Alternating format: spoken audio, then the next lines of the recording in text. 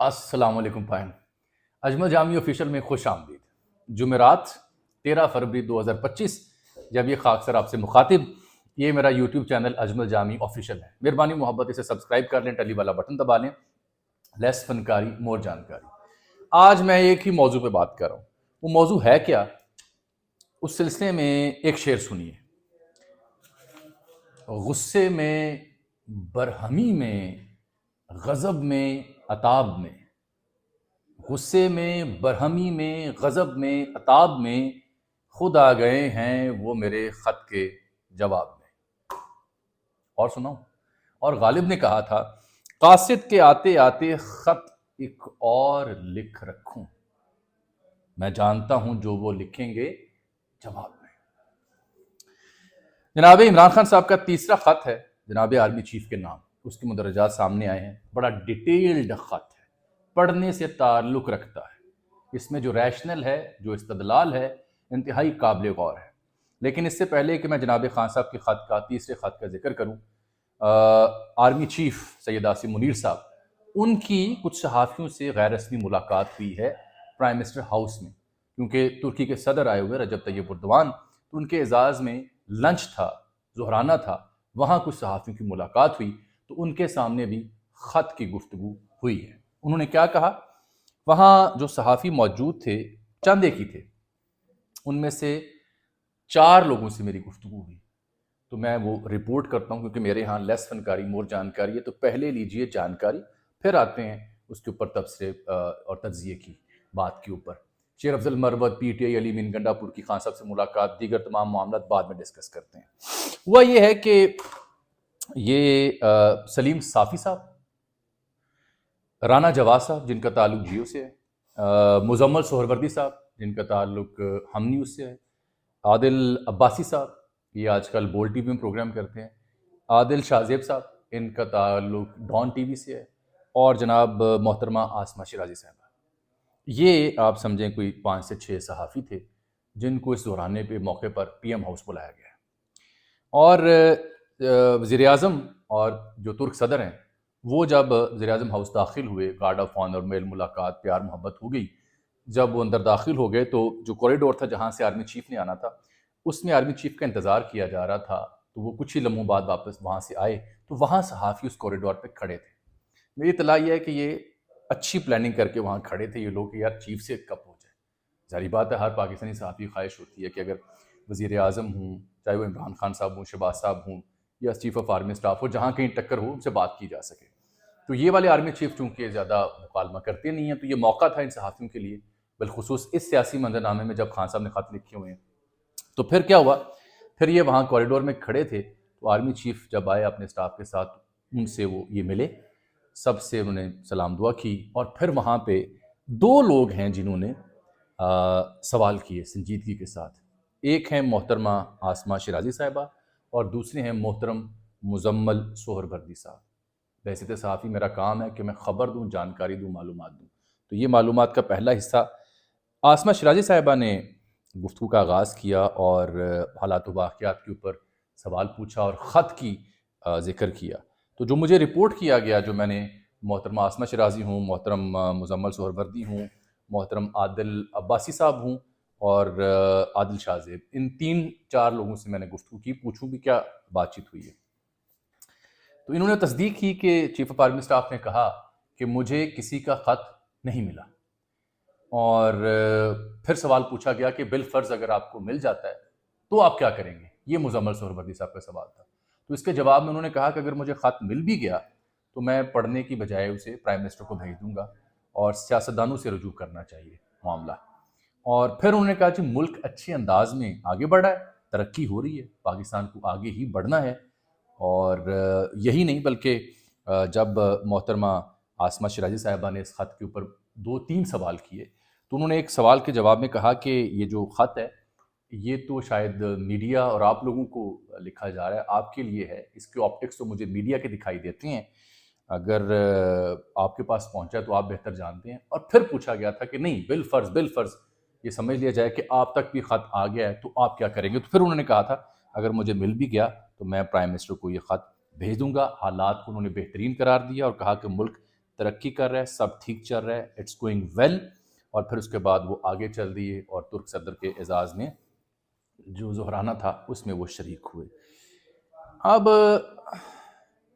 یہ جو ان کا جواب ہے، اس کی خاص بات یہ ہے کہ اس سے پہلے جب کبھی بھی کسی سپہ سالار سے یا کسی اہم شخصیت سے صحافیوں کی ملاقات ہوتی ہے تو عمومی طور پر آئی ایس پی آر یا حکومت یا ذمہ دار یہ تنبیہ کرتے ہیں کہ جناب یہ آف دی ریکارڈ گفتگو ہے، اس کو آپ نشر نہ کریں، لیکن یہ وہ ان چند ایک موقعوں میں سے ایک موقع ہے جب اس سلسلے میں کوئی ایسی اوپینین یا ایسی ہدایت نہیں آئی جس سے یہ سمجھنے میں آسانی ہوتی ہے کہ یہ جو رپورٹ کیا ان صحافیوں نے آرمی چیف سے گفتگو کو خط کے حوالے سے، وہ ایز اٹ از ہے اور اس کے اوپر کوئی ہدایت نامہ نہیں ہے اور وہی ان کا جواب سمجھا جائے۔ اس سے پہلے جب خط لکھا تھا خان صاحب نے تو اس میں پہلے خط کے جواب میں آپ کو یاد ہوگا نیو ٹی وی اور ایک دو اور ٹی ویوں پر سیکیورٹی ذرائع سے خبر چلی تھی کہ خط موصول نہیں ہوا اور نہ ہی پڑھنے میں دلچسپی ہے اگر سیاستدانوں سے رجوع کیا جائے۔ تو اس کا مطلب یہ ہے کہ جو ادارہ ہے وہ اپنا جو مائنڈ سیٹ ہے اس خط کے اوپر وہ بیان کر چکا، پہلے سیکیورٹی ذرائع کے توسط سے، اب ان صحافیوں سے ہوئی گفتگو کے توسط سے۔ اب یہ آپ نے فیصلہ کرنا ہے کہ آپ کی اس کے اوپر رائے کیا ہے۔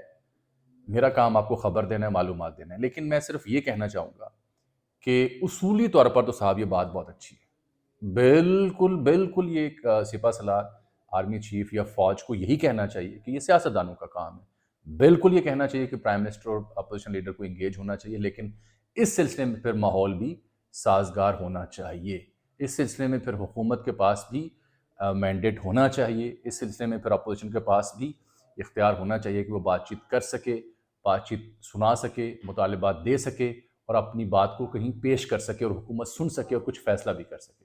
آئیڈیلی تو ٹیکسٹ بک کے حساب سے تو یہ اچھی سٹیٹمنٹ ہے، باقی جو ریئلٹی ہے وہ آپ سب بہتر جانتے ہیں۔ البتہ اس بیچ جناب عمران خان صاحب نے بھی ایک خط لکھ دیا جو تیسرا خط ہے اور یہ بھی آرمی چیف کے نام ہے، جس میں بہت اہم عمران خان صاحب نے بات کی ہے۔ یہ بات انتہائی دلچسپ ہے کہ عمران خان صاحب یہ خط صرف میڈیا کے لیے یا گیمکس کے لیے نہیں لکھ رہے، بلکہ میرا خیال ہے کہ یہ خط تاریخ بن رہے ہیں۔ کیوں؟ کیونکہ اس خط میں عمران خان صاحب ایک بات واضح کر رہے ہیں، وہ کہہ رہے ہیں میں اپنی ذات کے لیے کوئی ڈیل یا اپنی جماعت کے لیے کسی سے کوئی رعایت نہیں مانگ رہا، بطور سابق وزیر اعظم اور محب وطن پاکستانی مجھے صرف اپنی فوج کی ساکھ کی بحالی اور وطن عزیز کا مفاد مقصود ہے۔ میرا خیال ہے یہ درد دل اور محب وطن پاکستانی کی علامت ہے جو انہوں نے اس خط میں بات کی ہے۔ میرا خیال ہے کہ وہ تمام سیاستدان، وہ تمام ایلیمنٹ جو عمران خان کے اوپر تنقید کرتے ہیں وہ غلط ہے۔ عمران خان اتنا ہی پاکستانی جتنا میں، آپ، بلکہ ہو سکتا ہے ہم سب سے بہتر پاکستانی۔ عمران خان کو فوج کی ساکھ، ملک کی ساکھ، عوام کی ساکھ، میری ساکھ، آپ سب کا فکر ہے تو وہ یہ باتیں لکھ رہا ہے۔ اگر اسے فکر نہ ہوتی تو ڈیل کر کے باہر چلا جاتا۔ جیل میں اگر ڈٹ کے کھڑا ہے، قید کاٹ رہا ہے، سزا کاٹ رہا ہے، لیکن اپنی بات سے پیچھے نہیں ہٹ رہا، تو اس کا مطلب ہے اس بندے میں کوئی کانٹینٹ ہے۔ میرا نہیں خیال کہ ایک لمبے عرصے کے لیے یہ حکومت، یہ سیٹ اپ عمران کو اگنور کر سکتا ہے۔ گو کہ جو ابھی تک کے اشاری ہیں وہ اس بات کا پیغام دیتے ہیں کہ سیٹ اپ بندوبست تمام ہو چکا، خان صاحب کے لیے، ان کی جماعت کے لیے کوئی رعایت یا کوئی صورت یا کوئی صلح کا امکان شاید باقی نہیں ہے۔ میری رائے اس کے برعکس ہے، میری رائے یہ ہے کہ نہیں، صلح کا امکان بھی نکلے گا، خان صاحب کے لیے مارجن بھی نکلے گا، اور جو سینٹی ہے، جو عقل مندی ہے، جو دانش مندی ہے، وہ پیدا ہونی ہی ہونی ہے، کیونکہ جتنا بھی سیٹ اپ، جتنا بھی بندوبست کر لیا جائے، بالآخر نیچر نے، بالآخر عقل نے رستہ بنانا ہوتا ہے۔ تو خان صاحب یہ جو بات کر رہے ہیں اس میں وہ فوج کی دہشت گردی کے خلاف جنگ کی تعریف کر رہے ہیں، شہادتوں کو اون کر رہے ہیں، اور پھر جو اس اسٹیبلشمنٹ کی پالیسی ہیں ان کے نقائص کی نشاندہی کر رہے ہیں، اور وہ پھر آئی ایس پی آر کو مخاطب کر رہے ہیں ان کے بیانیے کے حوالے سے، پھر وہ فوج کی جو مداخلت ہے اس کے اوپر بات کر رہے ہیں، پھر وہ سوشل میڈیا کے دور کی بات کر رہے ہیں کہ اس دور میں کوئی شے نہیں چھپ سکتی، پھر وہ عدالتی اور پارلیمانی معاملات کی بات کر رہے ہیں جو عدالت کے ساتھ ہو رہا ہے اس کی بات کر رہے ہیں، اور پھر وہ 5 نکات پر روشنی ڈال رہے ہیں جس میں وہ کہہ رہے ہیں کہ یہ وہ نکات ہیں جن کی وجہ سے پاکستان آج مشکل میں ہے، تباہی کے دھانے پر کھڑا ہے۔ نقطہ نمبر 1 ہے دھاندلی زدہ انتخابات کے ذریعے قوم کی جانب سے مسترد شدہ چہروں کو ملک پر مسلط کرنا، یہ ان کا بیانیہ ہے، اور اس میں نقطہ نمبر 1 میں انہوں نے تفصیل سے چیزیں بیان کی ہیں، ماضی کے حوالے بھی دیے ہیں، اور ڈوزیئر بھی جو عمر ایوب نے آئی ایم ایف کے حوالے کیا وہ بھی اس بات کا ثبوت ہے، حالانکہ نون لیگ اعتراض کریے کہ عمر ایوب نے ملک دشمنی کی ہے۔ اس کے بعد نمبر 2 وہ جمہوریت کی بات کریں کہ جمہوریت عملی طور پر اخلاقیات پر چلتی ہے اور اس حکومت کے پاس اخلاقی قوت نہیں ہے. اور پھر انہوں نے پتن کی رپورٹ کا حوالہ دیا ہے، پھر انہوں نے جو آزادی اظہار رائے ہے، میڈیا ہے، عدلیہ ہے، اس کا ذکر کیا ہے. تیسری بات بڑی اہم کر رہے ہیں وہ ترجیحات کی غلط سمت، کہ جو ہماری پریفرنسز ہیں ان کی ڈائریکشن غلط ہے.